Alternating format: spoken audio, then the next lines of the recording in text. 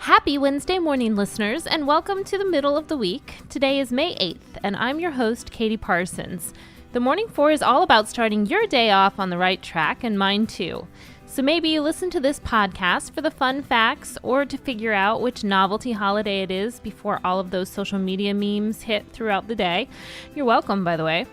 Or maybe you like the feel-good news story or the affirmation. But whatever your reason for tuning in, thanks for being here with me today and every day and making this podcast part of your morning routine. Do you have something you want to share with me or something you want me to say on my show? Email it to morning4podcast@gmail.com. And that's morning for, the word for spelled out F-O-U-R. morning4podcast@gmail. I'd love to hear from you. This morning, I want to give the biggest, sweetest shout out to my daughter, Erinn, who turned 7 today. And she is as stubborn as she is smart and just full of exuberance over things like unicorns, candy, and gymnastics class. I wrote about Erinn's birthday on my blog today. You can check that out by heading to mumblingmommy.com. That piece is on the homepage. So in honor of Erinn's big day, let's get the podcast started with Number 1. Here are some unicorn facts for you. If there is such thing as a fact about something that doesn't actually exist, unicorns have been part of mythology for hundreds of years and across several cultures, and they are thought to be bearers of magic. Here's a surprising unicorn fact. They don't fly. That's right, a unicorn is landbound. It is a Pegasus that flies, and a Pegasus may or may not have a horn. Here's where internet talk on unicorns gets a little confusing. If a Pegasus and a unicorn mate, and the jury is out on whether or not this is even possible, the offspring could in theory be a Pegasus with a horn or a flying unicorn. So keep your eyes to the sky today, just in case. Number 2. So what's your favorite candy? I split that title between two very different types of candy categories. There's fruity flavors and chocolatey versions. To me, those are like not even the same thing. So we got two categories. And in the fruity variety, Starburst jelly beans just edge out Skittles on my list. For chocolate, peanut M&Ms are the winner. My daughter Erinn likes all of those too, and she's also a fan of Ring Pops.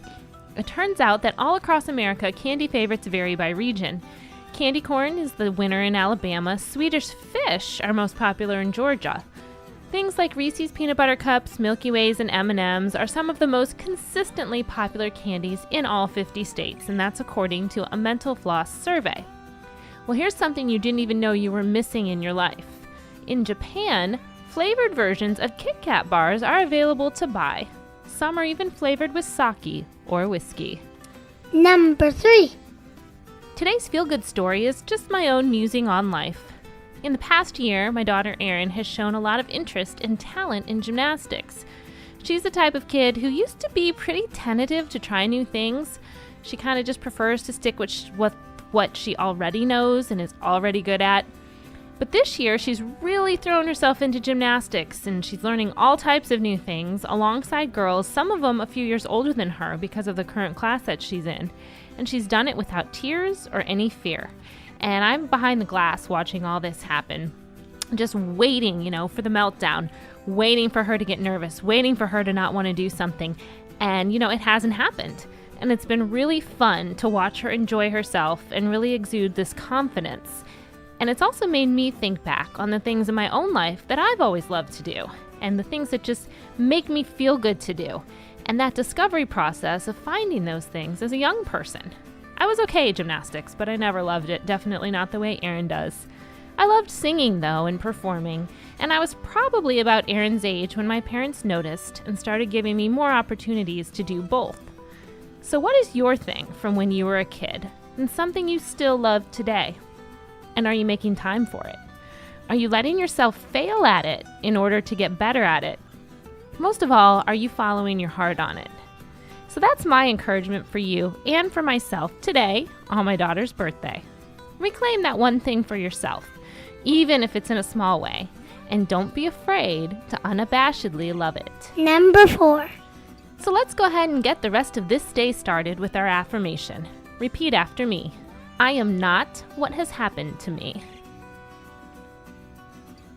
Today, I will choose what I become. Become more of who you are today, and I'll see you back here again tomorrow.